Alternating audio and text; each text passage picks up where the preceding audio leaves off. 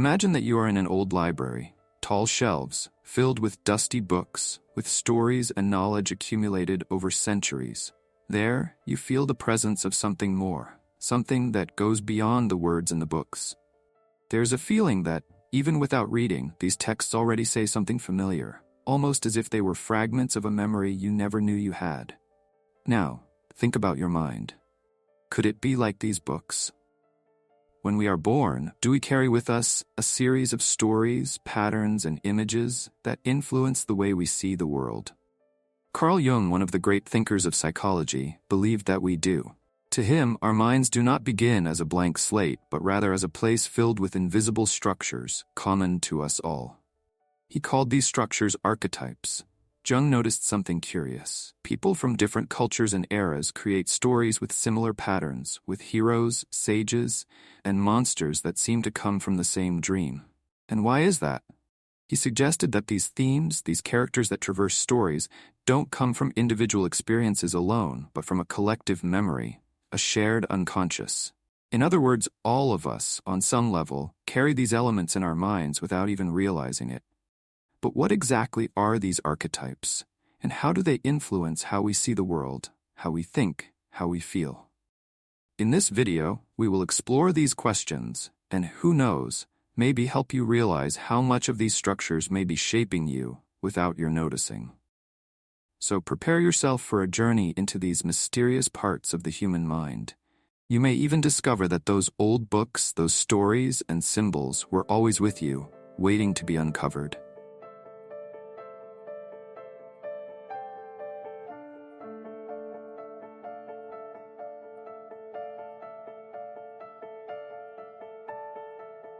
Imagine you are in a room full of people you've never met before, and yet, as you look at each face, each expression, there is something there that seems familiar to you, as if somehow you already knew these strangers.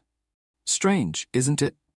This feeling of inexplicable recognition is at the heart of what Carl Jung believed about archetypes and what he called the collective unconscious. According to Jung, the human mind is like an ocean, where the waters on the surface represent our daily, personal, and unique experiences. But beneath the surface, there is something deeper, something vast. This is what he called the collective unconscious, a part of the psyche that is not shaped by our life experience but is shared among all human beings. It is a layer of the mind that connects us all to common symbols, images, and ideas that we call archetypes.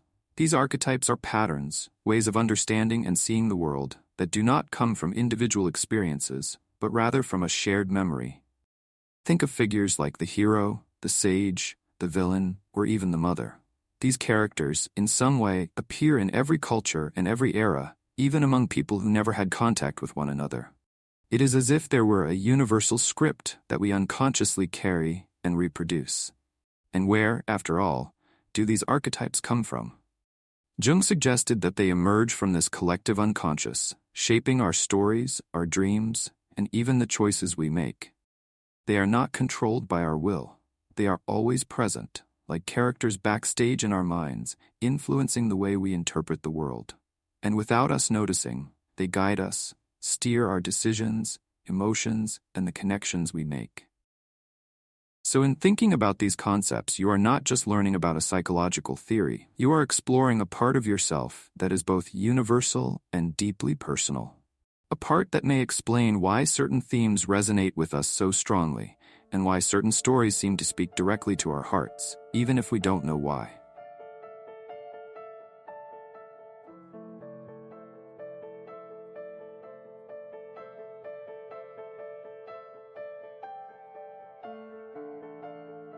Imagine that your mind is like a house with many rooms. The main room, well lit, is where you spend most of your time, with everything you know well, things you see, understand, and recognize. Jung called this area our consciousness. It's where thoughts are clear, where we make decisions, and where we feel in control. But what if I told you that this room is only a small part? That, behind closed doors, there are immense rooms, perhaps even larger than we can imagine. These hidden spaces form what Jung called the unconscious. He divided it into two main areas, the personal unconscious and the collective unconscious. The personal unconscious is like a basement, It stores memories, desires, and experiences we've had but forgotten or hidden, like those memories we prefer to keep secret. These are events and emotions we set aside, maybe because they hurt or make us uncomfortable. And although they aren't visible, these elements remain alive down there, influencing our behavior in ways we're often unaware of. Further down, however, lies the foundation of this psychic house, the collective unconscious. Here, Jung believed, we are all connected. Unlike the personal unconscious, which is unique to each person, the collective unconscious is a kind of common memory that we all share. It contains the structures and universal symbols, the archetypes, that we all carry within us, regardless of where or when we were born. These three rooms, consciousness, the personal unconscious, and the collective unconscious, are always interconnected, acting and reacting among themselves. Something that happens in the conscious mind can resonate in the unconscious, and something that emerges from the unconscious can transform our thoughts without us realizing it. It's like a delicate balance, a system in which each part influences the whole, even if we're often not aware of it.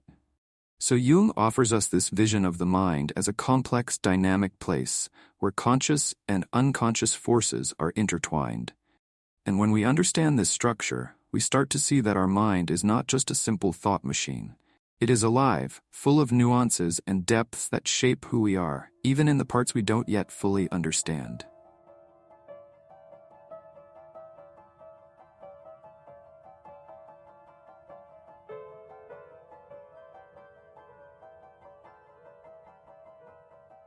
Imagine your body. Each organ, each system works invisibly and automatically so that you can live without needing to think about it. Your heart beats, your lungs breathe, your stomach digests. Now what if the mind also had its own organs? Parts that function almost beyond our control, shaping our thoughts, emotions, and behaviors. This is the idea Carl Jung proposed about archetypes. For Jung, archetypes are like psychic organs. They are not visible like the body's organs, but just as these are, they are always there, fulfilling an essential role in mental health. Think of the archetype of the hero, the sage, or the shadow. Each one acts as a mold, a structure that organizes certain experiences and feelings within us. Just like the heart that keeps blood flowing, these archetypes keep our inner world functioning. And here's an interesting point. Like organs, archetypes don't need our permission to exist. They are simply there, and even without noticing them, their absence or malfunction affects us. Imagine what life would be like without the hero archetype, which inspires us to face challenges, or without the mother archetype, which represents care and protection. Without these psychic organs, our mind would lose the structure that organizes our feelings and provides a basis for understanding the world. And this is where Jung makes a striking comparison. These archetypes, like the body's organs, have a kind of intelligence of their own. They act, express themselves, and we experience them mainly through symbols, dreams, myths, and even everyday behaviors. When we connect with these images and feelings, we are tuning into the heartbeat of the collective unconscious, with what Jung believed to be an essential part of a balanced psychic life. So seeing archetypes as psychic organs is to understand that our mind is not something loose and unstructured. Just as a healthy body depends on the balance and proper functioning of organs, a healthy mind needs these archetypes to develop. Without them, something within us weakens, as if we were losing the natural rhythm that guides us. It is through this invisible yet essential system that we find direction to navigate our inner world.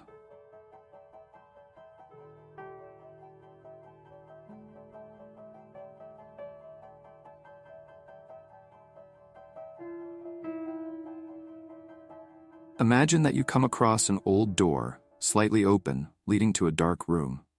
You can't see exactly what's inside, but some shapes and shadows give you clues about what might be hidden there. This is what symbols do for us when we try to understand the unknown. They reveal pieces of what is too deep to be seen directly. And for Jung, these symbols are the primary language of the archetypes. Think of the symbol of a lion. In some cultures, it represents strength and courage. In others, it's a spiritual guide or even a messenger. The lion is more than just an animal. It carries a meaning that goes beyond its physical form, stirring something within us.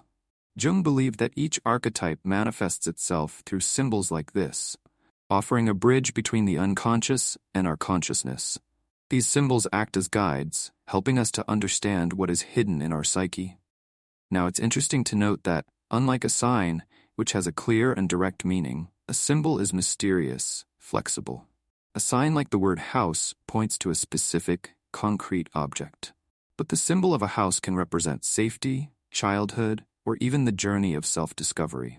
This is what makes the symbol so powerful. It isn't limited to a single interpretation. It speaks to us on multiple levels, allowing each person to find something unique within it. And these symbols aren't just imaginary. They appear in our dreams, in movies, in stories that resonate with us. For example, the symbol of the hero, facing challenges and overcoming obstacles, is present in practically every culture. It represents the courage we need to face our own internal battles, even if it's not a real dragon. These archetypal symbols offer us a way to recognize parts of ourselves and of our journey that would otherwise remain hidden. So, when we encounter a symbol, we are really looking at something that touches the heart of what it means to be human. It's like a spark that lights up the darkness for an instant, revealing something that makes sense, but at the same time remains wrapped in mystery. And for Jung, the beauty lies precisely in that. In what symbols represent, but that we can't fully see. They are a constant reminder that, no matter how much we try to understand ourselves, there will always be something left to discover.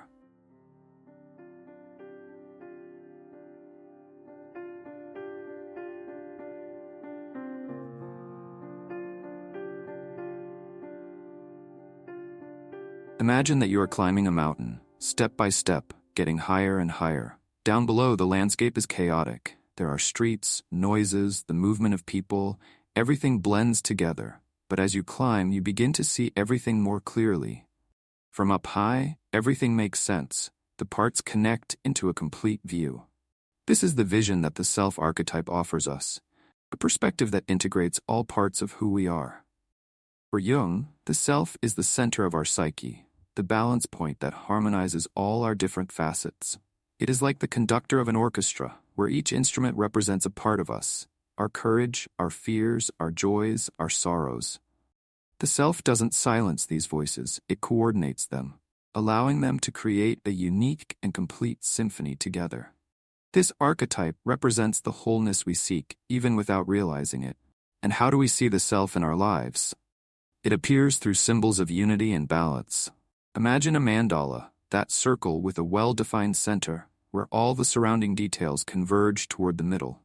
In various cultures and spiritual practices, the mandala is a representation of the self, the point where our experiences connect and become whole.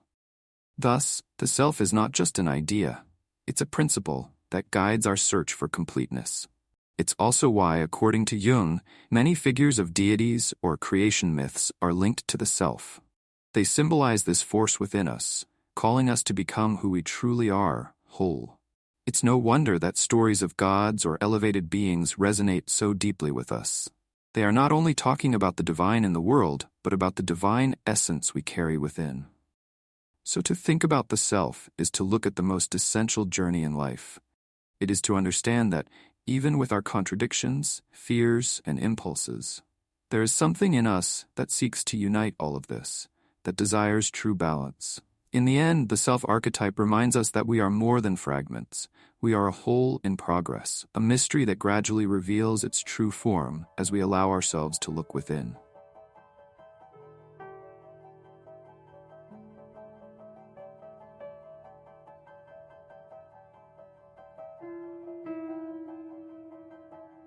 Imagine that you inherit an old chest from your ancestors. When you open it, you realize that even without knowing where each item came from, they feel familiar. This chest represents what Jung imagined to be the origin of archetypes, something we carry unconsciously, inherited from past generations, yet still deeply resonant with us. For Jung, archetypes did not arise by chance. They are psychic structures that evolved over millennia, shaping the way we experience the world. Think of instincts. All animals are born with automatic responses, patterns that help them survive. In a similar way, Jung saw archetypes as instincts of the human mind, but geared toward our emotions, relationships, and understanding of reality. These are patterns that connect us to universal experiences, shared by all of us, regardless of culture or time. But Jung also considered the possibility that archetypes were more than just evolutionary heritage. He saw them as a kind of hidden language, a bridge between our mind and something larger than ourselves, something that has always existed. In this sense, archetypes would not be mere reflections of the past, but symbols of a deeper truth, as if they were the spiritual DNA of humanity. Thus, archetypes remind us that our mind does not start from scratch. They connect us to something ancient, and at the same time, essential. Jung believed that by exploring them, we could understand not only our own story, but also the story of all who came before us, and perhaps even glimpse where we are headed.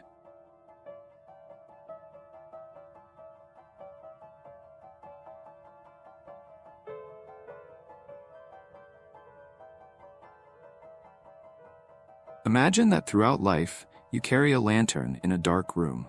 Each time you move, this light reveals new corners, new shapes that were previously hidden. For Jung, the journey of becoming conscious is exactly this, expanding the illuminated area of the mind, bringing to light what was hidden and unknown.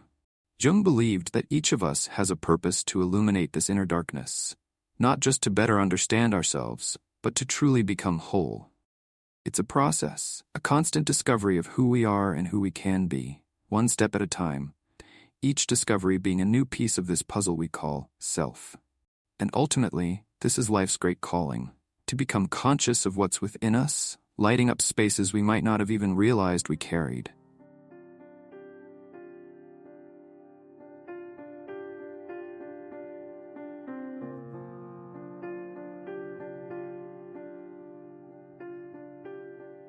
So think for a moment, what is inside you that has not yet been illuminated?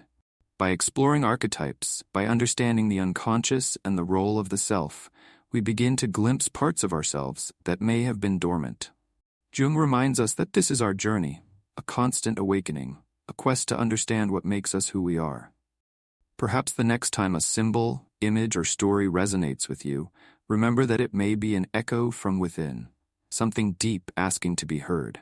With each discovery, we grow, integrate, and become more authentic.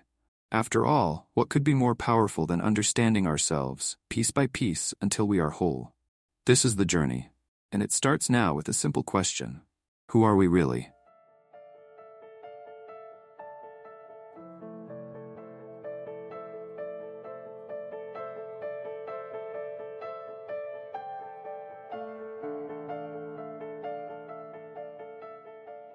If this video made you reflect on what exists inside you, leave a comment about the archetype with which you most identify. Like the video, subscribe to the channel, and activate the bell to continue this journey of self-knowledge and understanding the human mind. Each week, a new dive into topics that awaken the unconscious and bring insights into our lives.